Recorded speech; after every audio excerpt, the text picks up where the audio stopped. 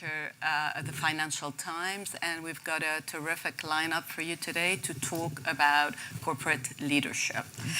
Let me first introduce your panelists. I think you probably are very familiar with many of them. I just also have to mention that we will open the session up for questions about 20 minutes before the end. So do prepare them, and when you do ask a question, please share with us who you are and who you work for. So, Bill McDermott, here you are.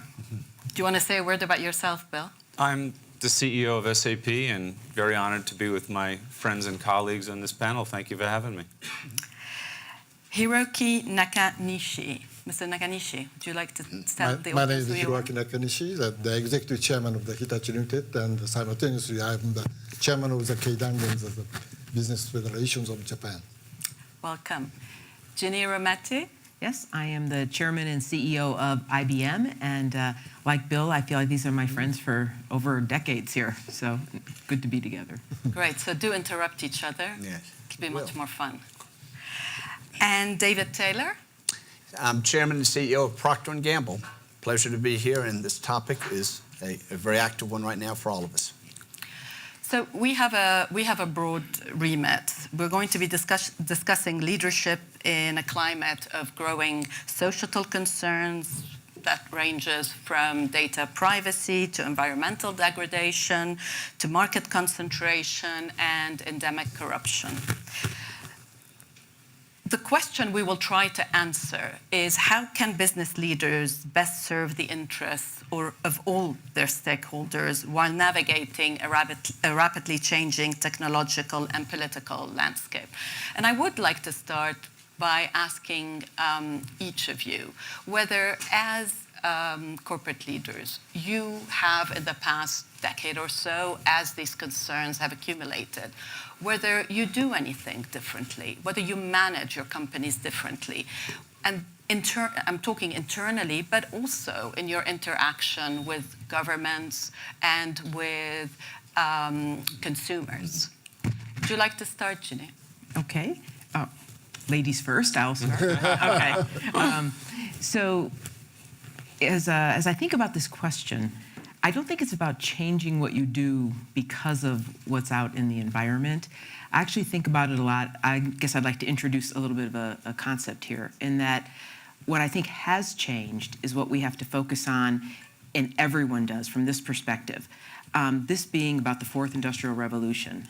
And if you go back in time and look at all the times technologies come out, it's always been accompanied like a formula that said great technology advancement if you also have matching infrastructure with it to spread the benefits to everyone. And I bring that up because what we are focused a lot on, I think, is that issue of something that's been shortchanged is the focus on the degree of societal change. If you think of societal as one of the infrastructure changes that has to happen, that is what has led to such great engagement in every single country. And it's around a trust crisis and around a skills crisis, or call it a trust headwind and a skills crisis. So the idea that, think back when electricity came out, there was a grid, but I don't think people realize at the same time, that's when things like high school and secondary education became standards across Europe and the United States, so that it was a way that people's jobs could change and everyone could benefit.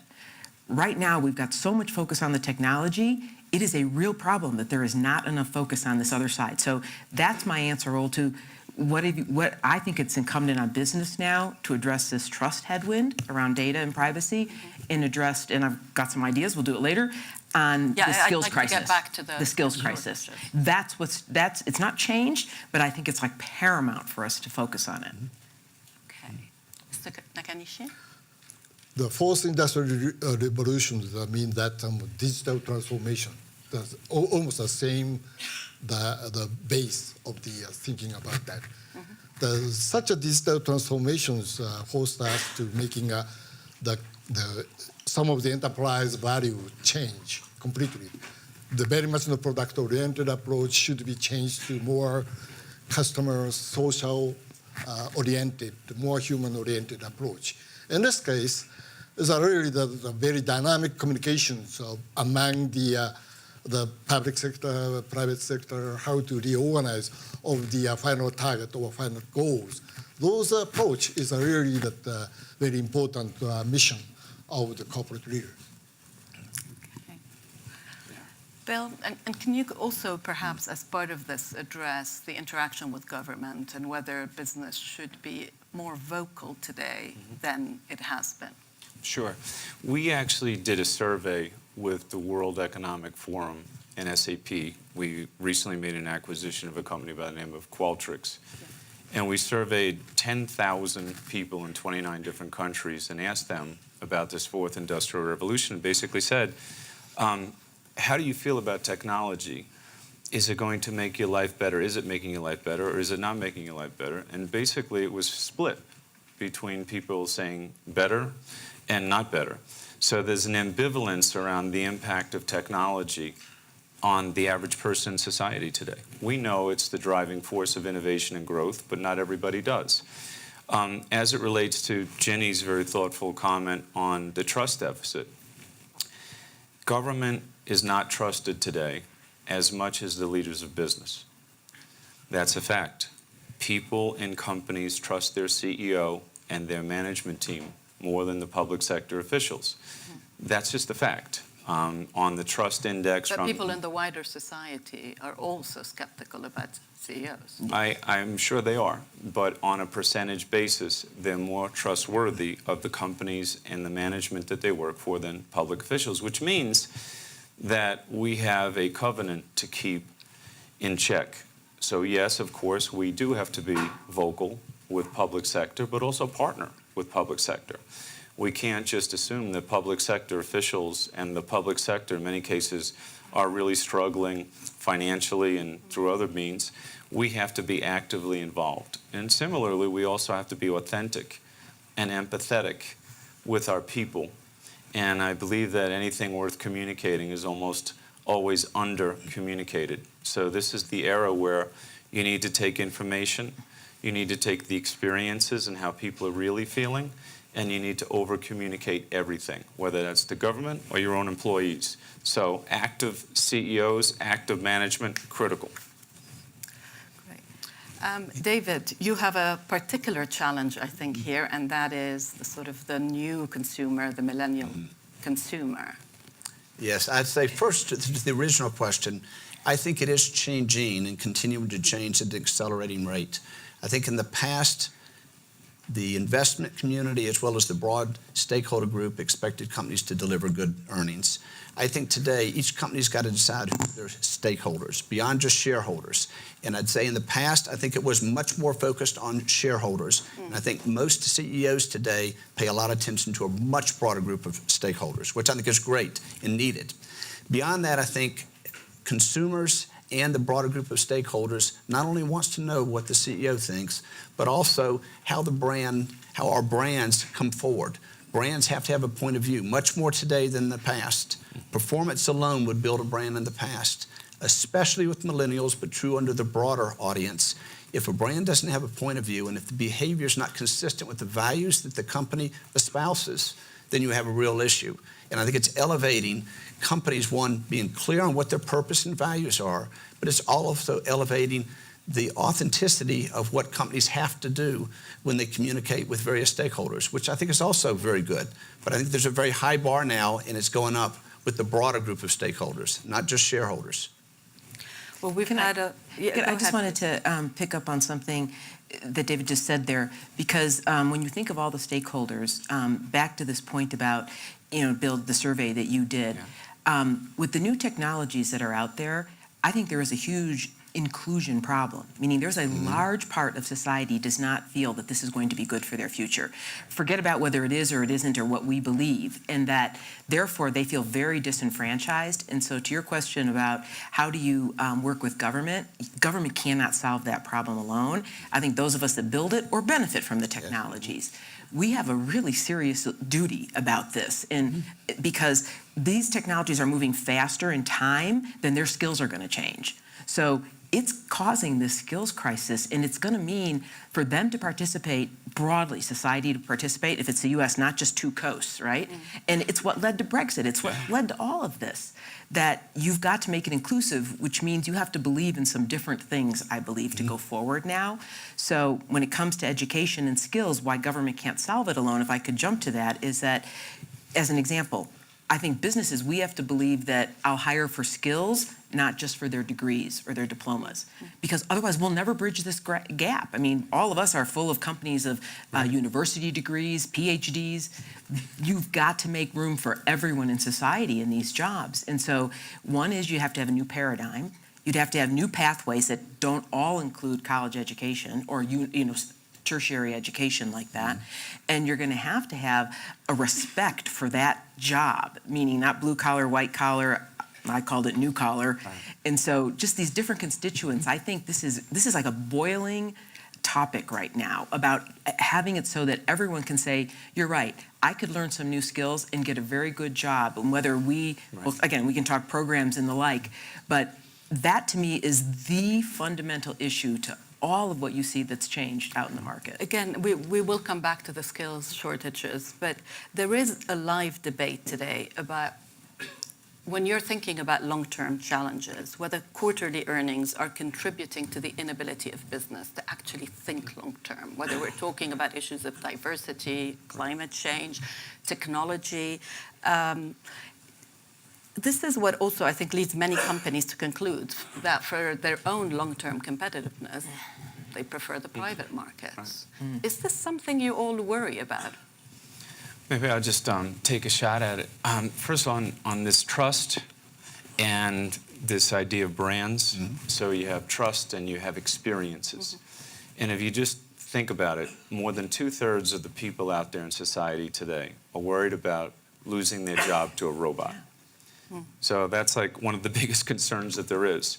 So tell that person to love technology, and I wish you luck with that argument. So how do we create the trust that's necessary and the experience that are necessary? So David talked about brands. How do you make brands religions, where people are really loyal to them? If you look at the economy today, 1.6 trillion is leaked by losing existing customers. Any single person in this room, if they improve their retention rate by 5%, they'd improve their profits by 95%. So I think what we have to do is acknowledge that technology can be a force for value creation. Value creation creates jobs, it creates great training programs, it creates opportunities. We have to put technology in the context of experiences. We're in an experience economy.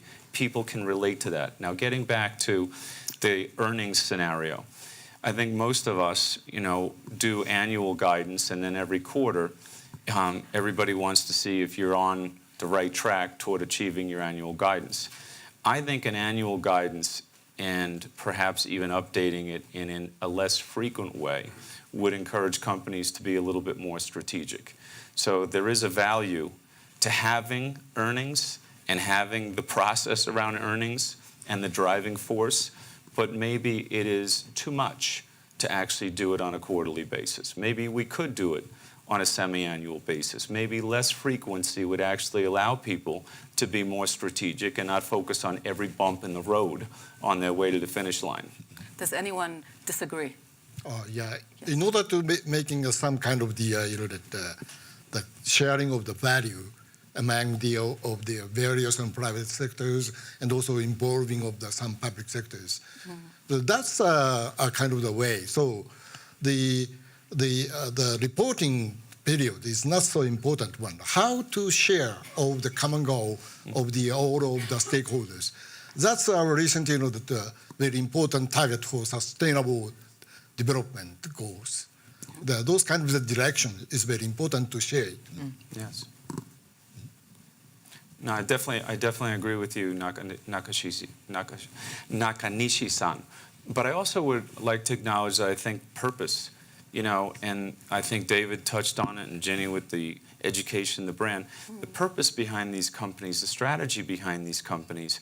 I mean, you lay that out there, and those are usually 3- and 5-year parameters. An annual guidance and updating that semi-annually wouldn't be a bad way to come to a compromise. I think what you're getting at is, are companies too tactical in the short term to protect the covenant of long-term thinking and value creation? Especially given the type of issues that we have to deal with today. Yeah, I don't think most companies have a big issue taking decisions because of quarterly earnings. If I look at major capital spending or other decisions that have a time frame of several years, the quarterly earnings don't drive us either way. I do believe that the annual guidance does provide a framework, and it gives you a platform to talk about your strategy and how you plan to create value for your shareholders and the broader group of stakeholders. And that platform can be and should be the broader group of stakeholders that matter to your company. And then at times, certainly, there's a lot of press about quarterly earnings driving companies to do things that are inconsistent with long-term value creation. And I think for many of our companies, we give guidance once a year. And for many of us, we choose to only be on the call once a year and have our CFO cover each quarterly call unless there's something exceptional, which I think is for us at least, works very well. Because then there's not an overemphasis on the quarter, but yet you update. If it became, everybody decided to do semi-annual, fine. The benefit you get with some kind of guidance is you have your investor base at least understanding your strategy and understanding if there's special causes out there they ought to take into consideration as they evaluate your company. I think this is a false argument about does quarterly earnings make people not take long-term decisions. I think of every major company I know, they take the right decisions. I think what everyone here has said is if you set the expectations, then your job is to set them properly and then communicate them and then align them to a shareholder group that wants to align with those. And I think to your point earlier, Nakanishi-san, there are, whether it's climate, all different areas now that are important to different shareholder groups, right? So actually, in some ways, more than ever, if you're clear about your long-term goals, there are special shareholder groups that are very interested in that. Yes. I want to read you something that Martin Wolf wrote in the FT last year. It was about the legitimacy of capitalism. And I quote, "The public at large increasingly views corporations as sociopathic and so as indifferent to everything other than the share price, and corporate leaders as indifferent to everything other than personal reward. The corporation," he said, "is also corroding corruption." Is it? What's your reaction? Completely Okay. disagree. Completely disagree. And in fact, I think most of our course. companies have purposes that go beyond just delivering quarterly earnings. We do believe, and I think that's true of the companies that are here, believe that their companies can be a force for good and a force for growth, both. And frankly, the platforms we have touch so many consumers. P&G touches 5 billion consumers a year. We have the chance to both improve lives with the quality of our products, but also in the way we communicate the benefits, we can communicate important societal messages. And we've got some good examples, we'll probably talk later, that I think are important for creating an equity beyond sheer performance. When consumers buy a brand, they're looking for more than that. And I don't believe at all that companies are only focused at the shareholder. I think we are looking at the broader group of stakeholders. We care about the environment. We do take positions on important principled issues that conflict with our values.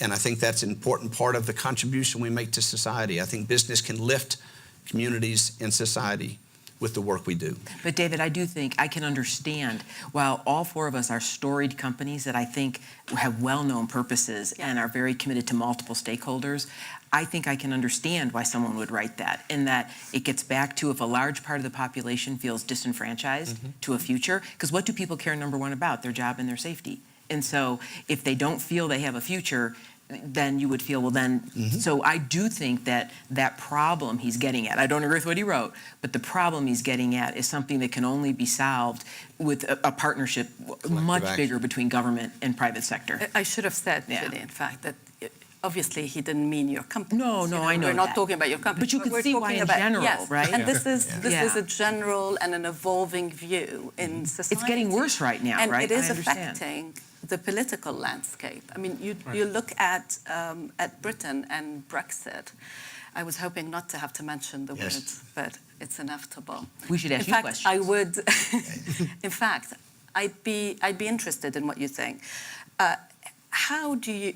It used to be that we know that there is political risk that we need to evaluate in emerging markets or in conflict areas. But now, political risk is also very important in Western democracies. So there is political risk in the US. There's a lot of political volatility, to put it mildly. There is huge political risk in Britain because we actually don't even know where we're going. How do you navigate that? I don't want to get... Yeah, that's Kanishi-san, you're going to start. The Go UK on. is a really the mature country. So that's why I believe so. But current Do we look situation- very mature to you right now? What is happening is I have no expectations. So that I simply request strongly, please avoid the no deal Brexit. That's all. How can do I'll this? take that message back. But I do think that the one difference of having a group like us on this panel, we're 108 years old. How old are you? 182. 182. 110. So you've seen it all. 47. Well, even 47, even the baby. I would say I think back on this because there have been many times when even different political governments have come in and the workforce has said, well, why do you work with this one or that one? And I say, when you look over the long arc of time, we've worked through all of them. So whether it's unrest, apartheid, I mean, there have been many things before this. And so when you say, how do you navigate it? I think you planned, you do risk management like we always, not always, but and sometimes there's more of this than other times. But I don't feel that that's a reason to not move forward in all of our businesses because we will move through these things, right? Mm-hmm. And I think the ability to perhaps have contingency planning is much better today than, frankly, it ever was before, actually, right? So as many of us are doing with Brexit right now. And some of this, too, is, it's making sure that whatever the product or the service that you offer, it is resilient in some of the more challenging and not just the optimal times. So I think that's part of what we do. We have to build solutions that help countries and companies through the choppy waters and be successful even in uncertain times, because anybody can be successful when the tide is rising. The other thing I think is relevant is what we were on earlier, which is this idea of the integrated company, the integrated report. So when you think about what we do, we don't just focus on kind of that quarterly earnings routine, but what is the integrated sustainable report of your company? How are your customers doing? What are the retention rates in your company? How are your people doing? What is the training curriculum? Are they more educated? Do you have a high retention rate in your people? Are you a sustainable company? Are your CO2 emissions dropping even as you get larger? And how are you impacting this world that we all love and live in? And are you a global citizen of change and innovation and positivity? So I think more and more companies will start to get measured, leaders will start to get measured on those dimensions, because that's what will help you solve the Brexit problem, where you have conflicts and populism rising in different countries. I mean, some of these mature countries, the average person has a savings of $400. I mean, they're with their one car breakdown or healthcare crisis away from being totally broke. So we have to be authentic and empathetic and highly tuned in to what's really going on out there. And I think, Ginny, you were talking about the education and the idea of massive online computer training and what we can do to initiate those that are uninitiated. I mean, if they're worried about getting replaced by a robot, they'll be even more worried if the digital skills are the only way to actually finding a job, especially when cars and trucks drive themselves and 50% of the blue-collar workers in America, for example, work behind a steering wheel.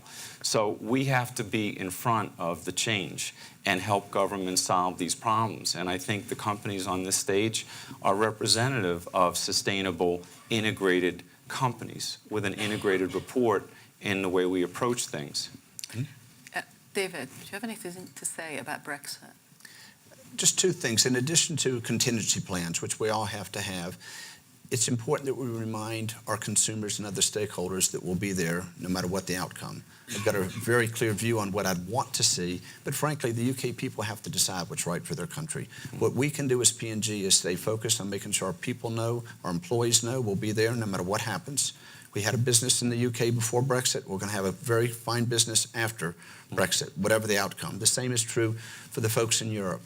And we also have to make sure consumers know we're going to serve them with brands of high quality no matter what happens. Now, to make sure that we can do that, we have to make sure the supply chains aren't interrupted. And for that reason, as Jenny said, we're developing contingency plans because we truly don't know.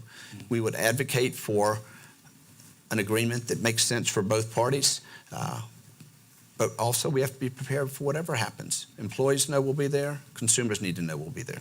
We'll have the Gillettes. The Gillette. Want to talk about Gillette? All right, here we go.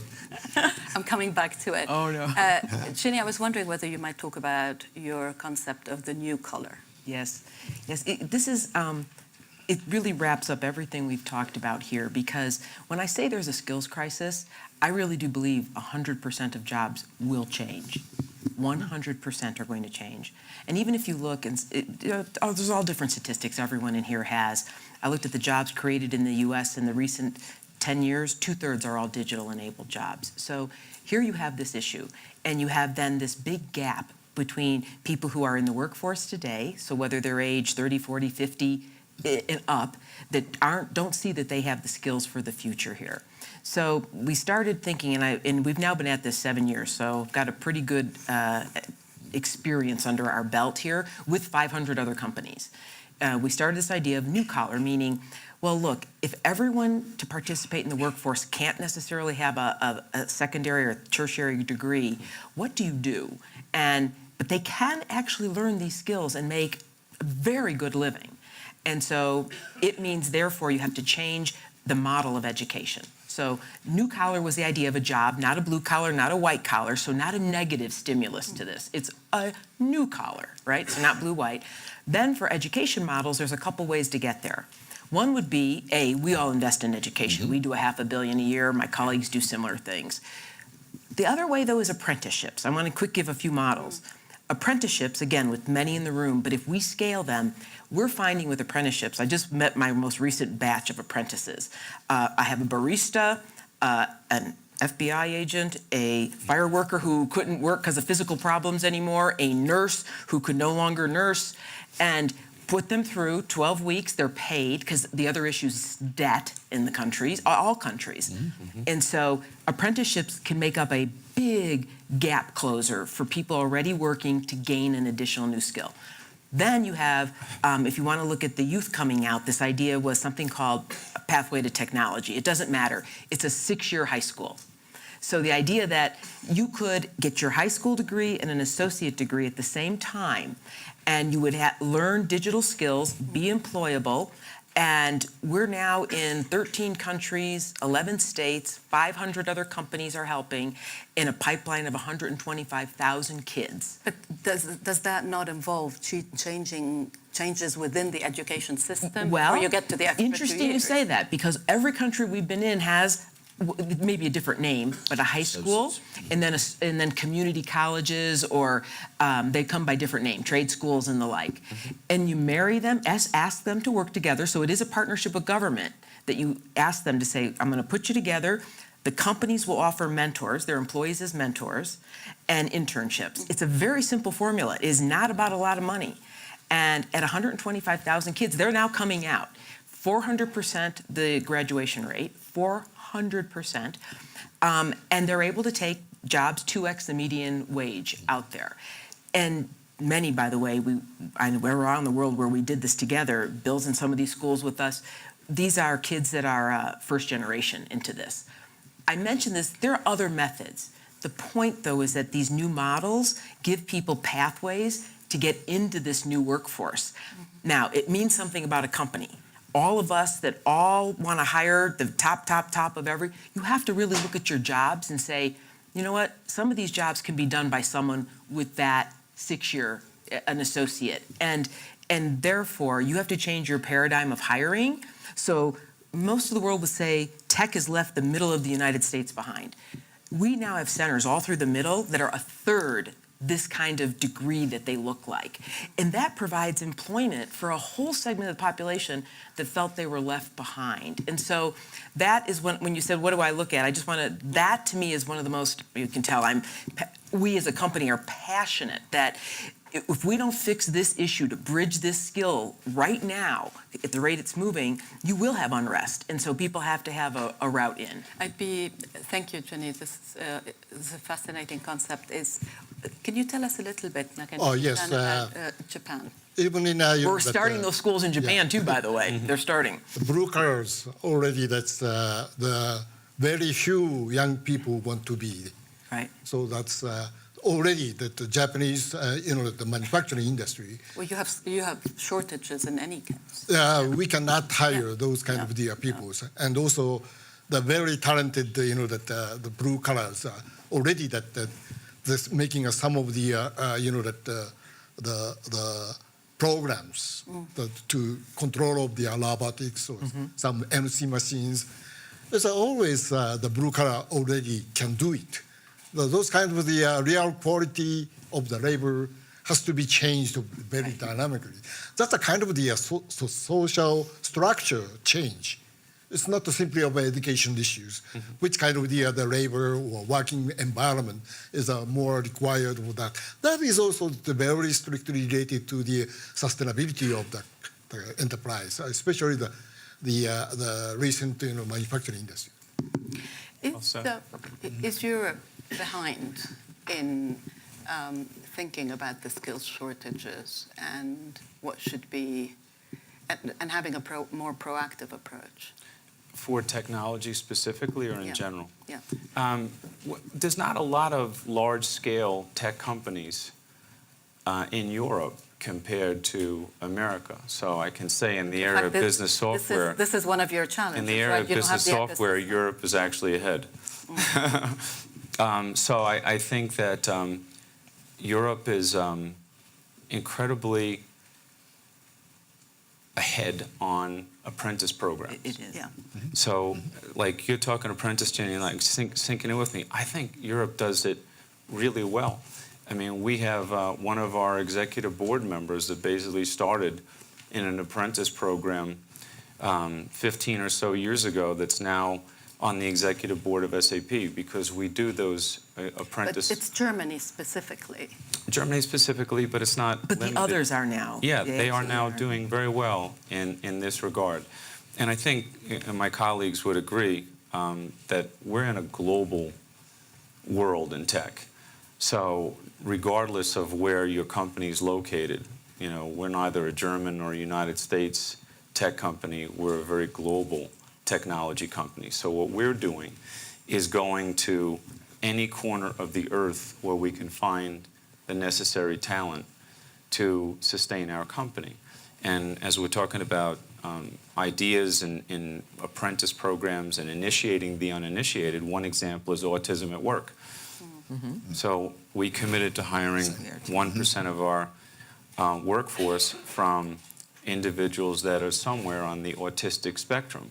And this has been amazing because when you go someplace for talent that not everybody is, you tend to gain competitive advantage. So whether that's apprentice programs, whether that's initiating different folks into the tech world that currently are a little under-initiated today, I think that's what we have learned.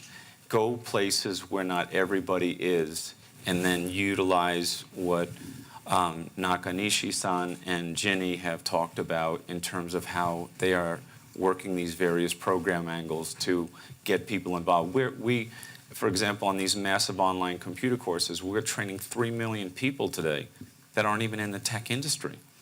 Last year with the World Economic Forum, we teamed up with great companies like IBM and others to basically use all of our education tools and our technology to train people for free.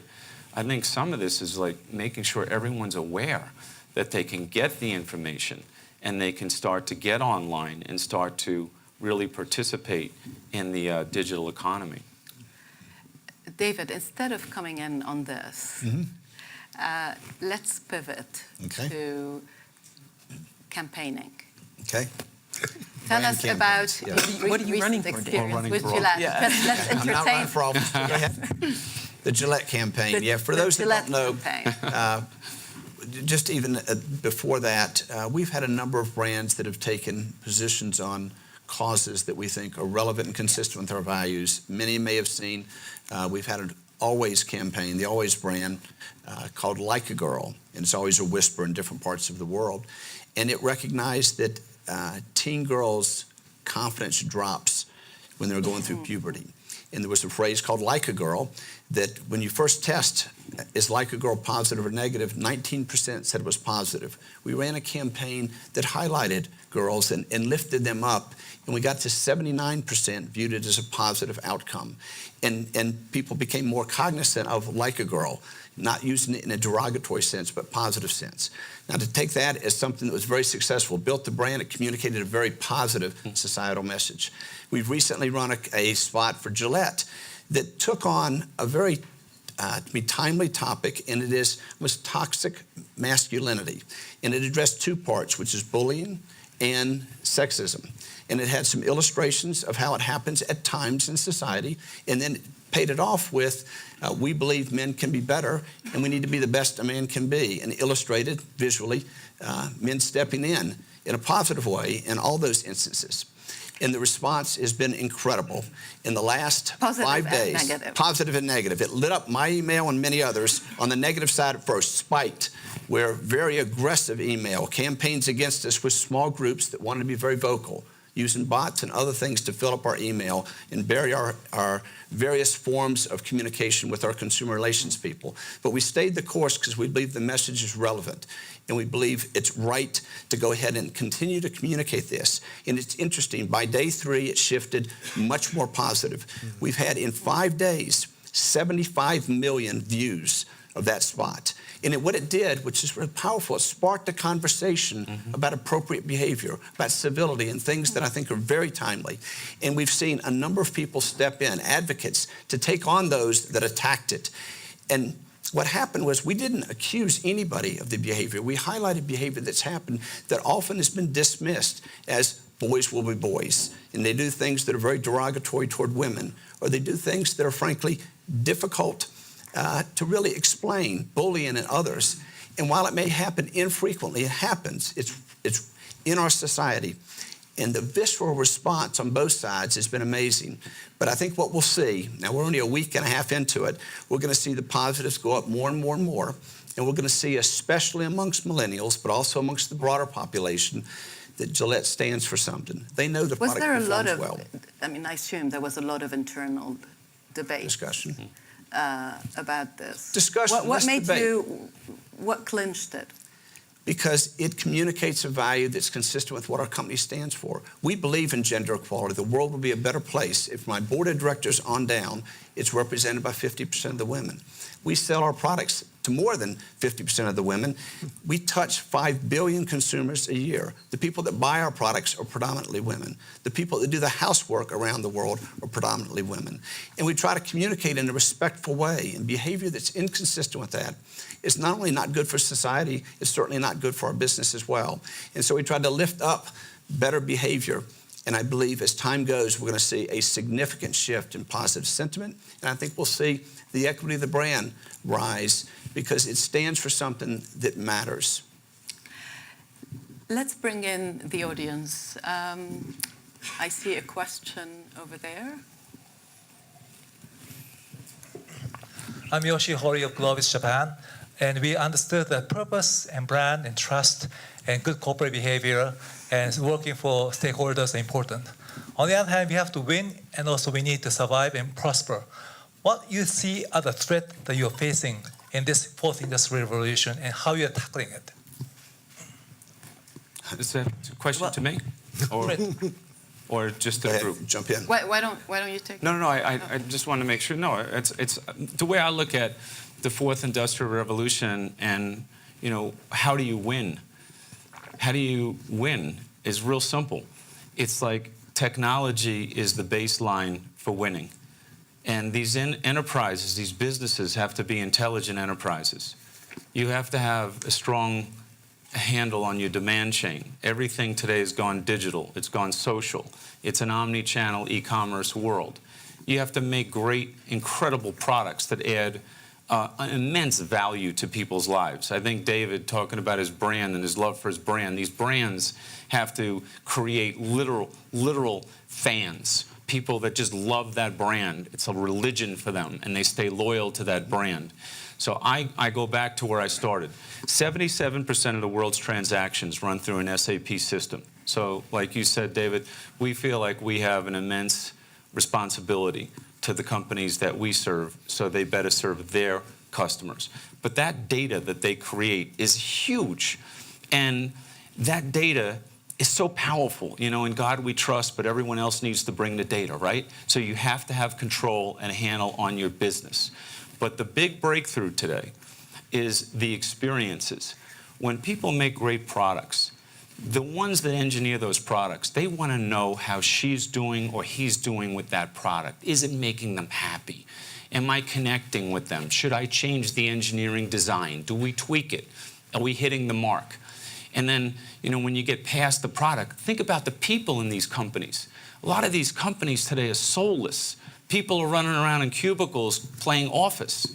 They want to be attached to the things that make a difference in the world, that make a difference to the ultimate consumer. And you have to create that connection between the employee and that ultimate consumer and that purpose they're serving. And then finally, these brands.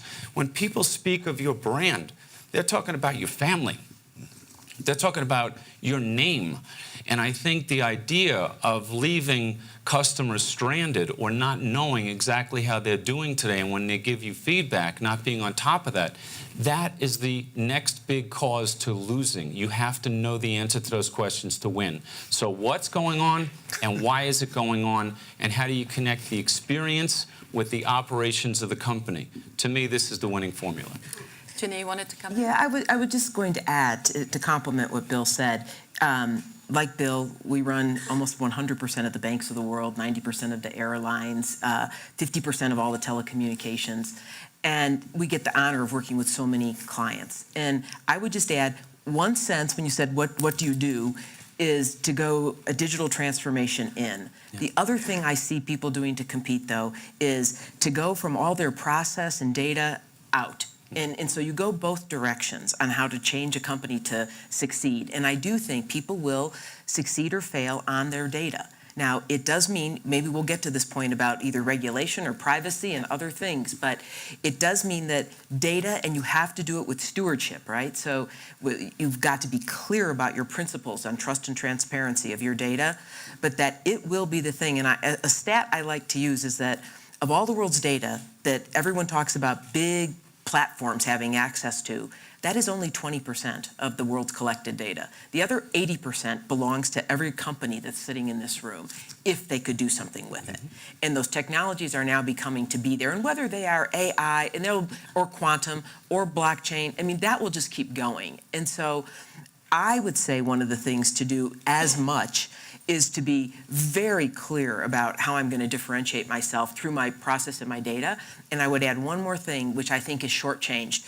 People always want to talk about their products. They want to talk about their digital experience. But as important for a company to succeed, I know we've lived through this in our transformation, is changing how people in your company do their work, how they do their work. That has fundamentally changed. And it's everything from things like design experience, because to the easy, simple consumer world, employees expect that everything to be at work that same way. So you have to change the speed at which you work, the design element of which you work, the tools at which you work, net promoter score. There's a long list, and it's never talked about. The how in your own company's people skills is invaluable. I suppose that's an excellent point. The other point that's not talked about perhaps enough, although over the past 6 months or so, it's become a much more, it's become an issue of higher priority. But we talk about data, but we haven't talked about the misuse of right. data. and the risk that the misuse of data is going to lead to a slowdown in the pursuit of AI, the willingness, not just the ability of using AI. Where I know, Ginny, you have a point of view on this. We'll hear a little bit from the others, and then we'll come back to you. Oh, yeah. A strong one. Yes. Go ahead, please. That's okay. Go ahead, Nick. I'm now feeling of that how the corporate or enterprise contribute to the real society is a many way. But now the used to be some of the technology or products are very simple the answer. But now recent moves is people want to know how the enterprise contribute to the society itself. That's another view. And they want more transparency about the technology itself. Also, that very clear view of the digital world is on describing of the real result of the activities of the enterprise. That's a big change. So even in the employees, how proud of the contribution to the society, I really want to contribute to the companies. Otherwise, no work. There's David? two things I would say to add. Consumers want transparency, and they want choice. And when they have those two and you handle the data properly and treat the consumer with respect, you build trust. So I'd say the outcome we want is consumers to trust our brands. They perform well, the values of the brand are consistent with theirs, and they trust them to handle the data well. To do that, we better be much more transparent, from our ingredients to how we use data. And to me, we got to give consumer choice. Do they want the data used, and if so, how? And I think if we do those and do those well, we build trust. And then I think we have license to do things that will help them have a good experience. We connect with them when and where they're receptive to a message, but in a respectful way all the time. Ginny, what about regulation? Yes, because I think David actually said it well, because I would have said to you, the question isn't data, it is trust. Trust. That is, I think everyone said it. point. It is really a key point, and that, and right now, to the regulation point, what I'm worried about is every government feels compelled to do something right now because of the way consumers have reacted, and there have been some mishandling situations out there. So I would suggest two strong points on this, on how to address it. One is for all of us as companies, you have to declare what your principles are around data, and you have to be willing to be audited and accountable to them.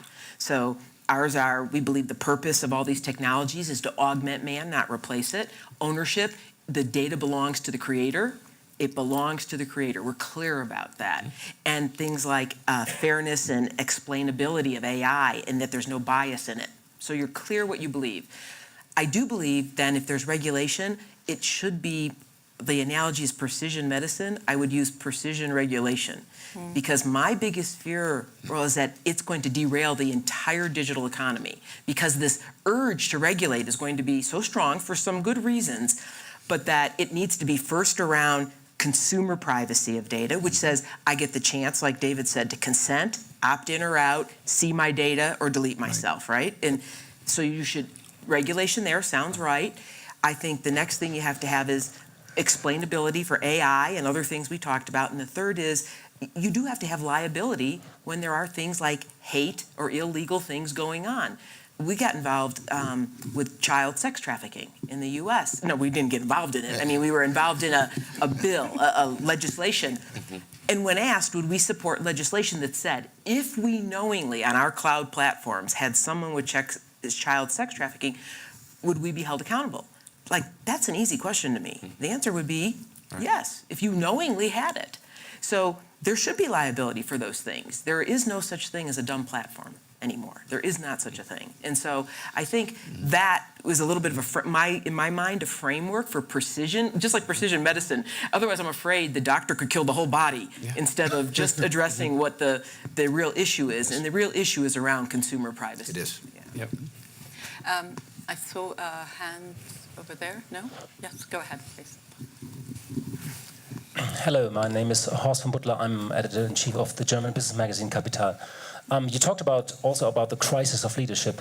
And I would like to ask the panel about taxation and executive pay, because you didn't talk about it. If you see it as a part of the crisis of leadership we always talking about. Taxation, did you say? Yeah, companies' evasion of taxation, of course. Evasion of I pay a lot. Yeah, that's right. we Pay a lot. Well, shall we add Yeah, CEO I'm not pay sure to it? What specifically? Certainly, I think That everybody here would companies say we do ought not to pay what taxes they do. enough, especially the big tech Well, companies. you're talking about the tech companies. Yes. Yeah, Yes. Okay. So the digital lack of a digital tax? Yeah. Yeah, So on the costs. lack Part of a the, level playing field. crisis of leadership. Does that contribute to the lack of trust? Look, I think I'll speak up in that I think all of us believe you need to do the right thing, and paying your proper taxes is one of the right things. And so I think whenever people think you're not doing something that is, I know that's by definition what is right, but that's really what you're asking. And so I think there are cases where taxes need to be paid and should be paid and the like. So is that a contributor in part? Potentially that's part. I don't think any one of the things we've talked about today is the single individual item. I believe you won't be surprised I say it, they go back to people feeling that they have a comfortable a future for themselves, and then when that's not sturdy, all these things start layering on top of that. And the only thing I'd add is I think your business practices have to match your tax behavior. If all your profits reported here, but you're operating everywhere else, I think that's very suspect in my mind. On the other hand, and I use our example, we're not I think everybody's in the tech industry, but we're in the consumer products world. Our intellectual property is kept in the United States, and therefore we pay tax on it. There are lower tax jurisdictions, but we don't put it there because that's where a lot of the intellectual property is generated. And I think what you want to be is true to how you operate, and then pay your fair tax in every country in which you operate. And I think that builds, again, trust in your company, and for us, trust in the brands as well, because the company behind the brand operates with high citizenship. The most important thing is that how to utilize more of the public, the data itself, in order to taking advantage of the digitalizations. Really, we need public data to utilize that, so that taxes and the data tax or those kind of things is maybe that some monopolizing of the data of those kind of things. So taxes, I don't have a clear idea about the taxation is appropriate way to release of those kind of public data. Yeah. But it does get us to the issue of competitiveness and whether competition laws need to also be looked at. There are, these are such live debates in Europe, more so in some ways than in the US today. Any other questions? Back there. Yes, go ahead, please. Hi, my name is Bailey, and I'm a global shaper from the London Hub. I just want to thank you for the commitment that you've expressed to gender equity and also to diversity as part of an agenda to build more trust and towards greater transparency. But I look around this room and I see that there are very few women and very few people of color. As young people in the City of London, aside from Brexit, one of the greatest concerns that we voiced is a lack of transparency in access to promotions and equal pay for women, people of color, and people that are on the LGBTQ+ spectrum. As business leaders, what are you doing within your companies, and what do you think is a moral imperative for other people in this room and those who are listening to do more to advance equity, not just from a gender perspective, but also for other members of protected groups? Yeah.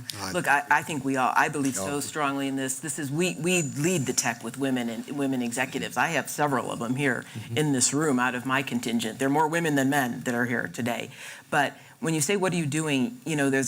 I always say to this answer, it is not one thing. In fact, I think it's a fallacy if you believe it's one thing. It's 1,000 things that you do all the time, over and over, on your commitment to this. But there are some that I have watched. So as an example, to my board, every year we're accountable to look that our salaries are fair across all groups, right? We do an audit of it every single year to see if has anything gone out of whack between any of these constituencies, to be sure they're paid the same between. The other is we've used technology quite well for bias and to check for hiring, for raises, for increases, to check that there is no, and you will find bias in a system. I mean, I don't care what you say, if you, as hard as you work to get rid of it, something boils itself up, and so you'll find it. So the technology can be used for bias. I believe that holding yourself accountable to that can be used, as well as making improvement. And then the other things like gender equality, I really believe one of the biggest things is keeping women in the workforce and getting them back in the workforce. One of the most impactful programs we ever did was a returnship. And it was that women who'd left for, and sometimes it could be men too, by the way, but it was a more percentage of women who left for children or elder care. They were nervous to come back to work. They said, oh no, the world's passed me by. I've forgotten this. And we had a hunch, and it turned out to be right. We said, we'll run a 3-month program. Stay for a day, stay for 3 months, till you think you're back up to speed. I can't tell you how many people stayed 1 day, 5 days. Some have stayed the whole time, but they're like, you're right. I really did not forget that much. It's addressing what I think many women are very critical of themselves about. And so, to me, these are one thing after another. These guys all have great programs. I'm also interested. I'm interested to hear from all of you. We have less than a minute left, but can you also just address everyone, every single company is thinking about diversity today. Yes. But a lot of companies are also thinking, is diversity my #1 priority, or is it my #2 priority, or is it my #3 priority? Yeah. Diversity is a fact, and inclusion is a choice. And we make the choice for inclusion for all the reasons that Jenny stated. The idea of this integrated report we talked about earlier, in our integrated report, we actually report out on the progress of women in management, as an example, and protected classes that we need to initiate in this digital workforce. Hispanic, African American, there's many categories that are not initiated enough in the tech world, and we absolutely need to change that. So I think Jenny's absolutely right. It's cultural, it's accountability, it's a commitment, and it's all about transparency and communication. So I firmly agree with you, and we stand by that. I'm really excited, by the way, because the one thing I've learned is get young people into the workforce, promote them way too fast, and they'll surprise you on the upside every time. Yeah, also you want to address yeah, the progress of womenomics? the progress of womenomics. Progress, or lack thereof. Oh, wow. Japan is really the very big advantage of the very stable political positions Abe, Prime Minister Abe had. And so we are feeling of some of the real the effect. In Japan, the most serious issue is a decreasing of the population. So we need to follow and push is in a kind of the combination. So setting up the new era for the Japanese economy as well. That's really that. I'm not criticized of the PM Abe's the policies at all, and how to make a so clear there is a lot of progress. Yes, I believe so. Thank you. Just one quick comment David, to build on that. You have the last word. Diversity is a absolutely critical part of winning in the future. We benefit from a broad set of views, and those that surround themselves with the broadest set of views, to me, have access to the broadest range of experiences and data. So I truly believe it's a source of competitive advantage. We just named 6 business CEOs, 3 women, 3 men. My 12 direct reports as of July will be half men, half women. That's an advantage, and they're outstanding, each and every one of them. But I think we have to go beyond that. We have to have our workforce, and we have a lot more work to do throughout our organization to recognize unconscious bias exists. It exists in all of us. And the more we accept it exists and we go on a learning journey, the better we'll be for all kinds of diversity. And the last point would be, we have many assets to use to advance this. We can use our brand voices. We can insist that we treat women appropriately in our advertising. We can insist behind the camera there's a representation of women directors, not just men. And if we start to touch the total ecosystem of our company and all of our companies, we can have enormous impact. And so I think it is part of how we operate, but it's got to go beyond that. Well, thank you all. This has been a terrific conversation. Please join me in thanking our panel.